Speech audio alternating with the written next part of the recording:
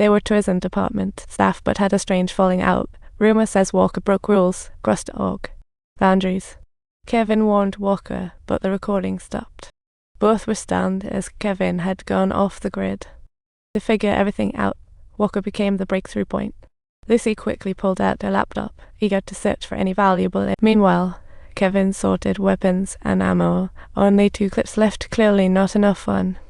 Grabbed some random materials and started crafting a DIY bomb. Years of being a spy turned this into a walk in the park. After he finished, Kevin stepped out for a snack, but stumbled upon a newspaper on the nearby table. He casually grabbed it, found key info, turned serious, and swiftly decoded the hidden content. Subtitles. He then located the waiter, confirmed that he could use their phone, and promptly dialed a number. Yep, this was the mysterious contact information concealed in the newspaper. The contact info was requested by mysterious boss MS, and though Kevin didn't know her, although he couldn't make out what the person was saying, it was clear they knew him and were threatening Lucy's life. Kevin was flat. Suddenly he heard a loud noise as a vehicle charged at him. Kevin quickly dodged to the side, just as a squad of armed mercenaries. The mercenaries immediately opened fire on Kevin. Realizing he needed to escape, he struck decisively when the driver peeked out. Don't panic. Kevin swiftly jumped in the car and floored it in reverse, knocking over one of the mercs as he sped off. The mercenaries began their chase. As he exited an alley, Kevin keenly spotted a nearby truck and executed a slick drift.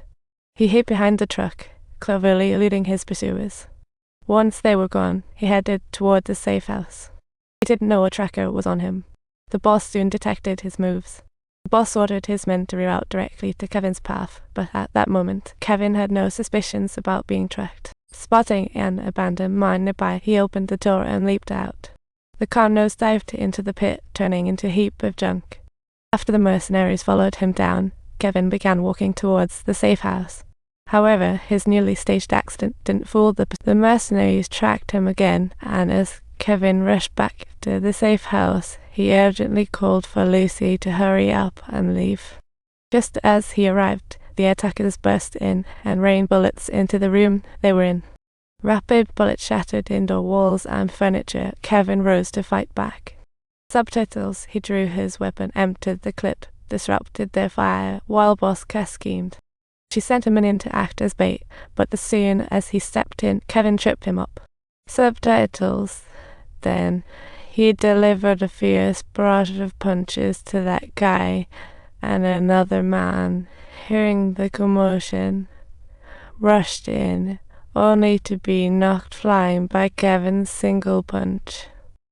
Subtitles. Frustrated, Cass drew an M249 from behind to crush their wall with firepower. Subtitles, however, just as she was about to open fire, the two managed to escape through an underground passage. They leapt into the rear parked mercenary truck and sped off. The blast didn't eliminate Cass and her team, but intensified their attack. Soon, Kevin and Lucy stopped at a safe place. Kevin doubted Lucy's identity. He thought she wasn't CIA. The safe house lacked weapons, supplies, just Lucy's lies.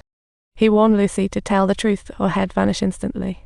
Seeing his serious look, Lucy confessed, "I haven't seen my dad since yesterday." Upon hearing this, Kevin looked completely shocked. He thought Lucy was pulling his leg, but in the next moment, Lucy revealed a birthmark on her waist. It looked exactly like his. At last, Kevin believed, yet after years, he didn't know he had a daughter and felt embarrassed. Once they calmed down, father and daughter started chatting. It turned out that when Kevin left, Manita was already pregnant. After that, she attempted to contact Kevin but got nowhere while he entered the CIA during that time, and life threw him some serious curveball. Once they fully accepted each other, Lucy opened Kevin's work notes, ready to search for clues in his list of targets. Kevin didn't hold. He even revealed his secret stash of drugs to her. The next morning, Kevin woke up to find Lucy still analyzing those lists. Fortunately, she managed to glean some useful information.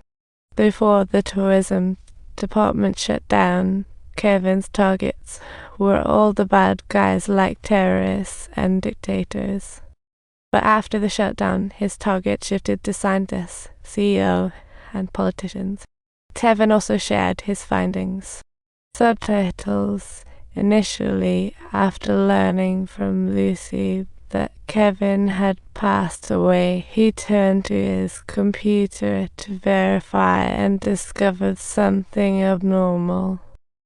The obituaries were supposed to follow the same template, but Kevin's had two different versions, and in the strange obituary, there was a coded message left by Kevin.